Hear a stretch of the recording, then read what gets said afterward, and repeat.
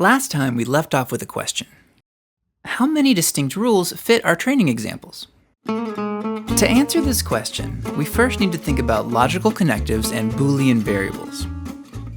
Our variables are Boolean because they can each take on two possible values, 1 or 0, true or false.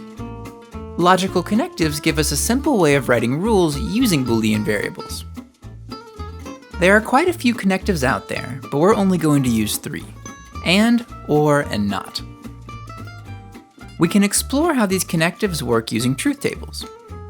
Just as we can plot functions of continuous variables on the Cartesian coordinate system to see how they behave across their various inputs, truth tables allow us to see how Boolean functions behave across their various inputs. Since our logical connectives and or connect two Boolean variables, there are only 4 possible combinations of input values for each connective. And returns true when both of its inputs are true, while OR returns true when either one of its inputs are true. Finally, not only applies to one Boolean variable at a time, and does what you might expect. Not 1 is 0, not 0 is 1. Now we're getting somewhere. We can make our question far more specific. How many distinct Boolean functions, using combinations of ands, ors, and nots of our 4 input variables, perfectly fit our training data? It may seem limiting to only use 3 connectives.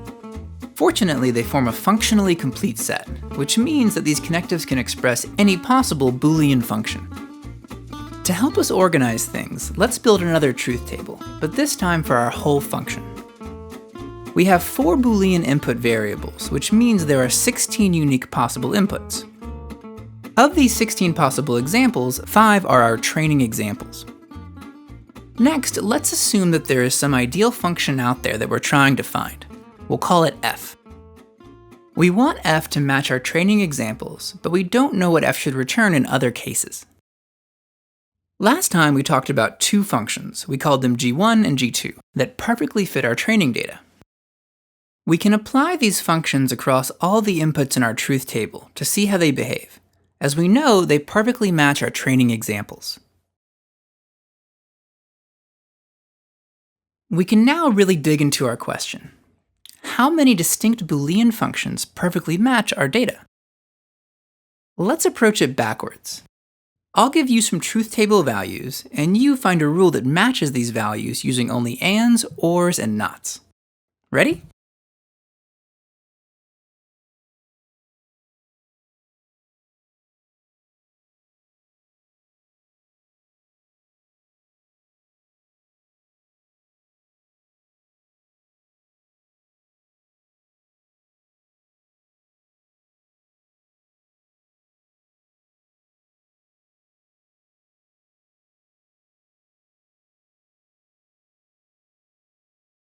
One answer is x1 or x2 and x3 or x4. So we have at least 3 functions that work. Let's consider one more set of truth table values. Can you find some function g4 that matches these? Notice that this function only matches our 3 positive cases. Is there a way to tailor our function to exactly match these examples alone? It turns out there is. It's not pretty, but it's a well-defined rule that perfectly matches only these examples. Notice how g4 works. We made a rule that exactly matches each case, and then just ORed them together. Importantly, g4 shows us that using simple logical connectives, we can generate a function that matches any arbitrary collection of truth table values. Since we can make a function that matches any combination of values in our truth table, to figure out how many functions match our training data, instead of writing down and counting up all possible Boolean functions, we can instead just count up the number of possible combinations that fill our truth table.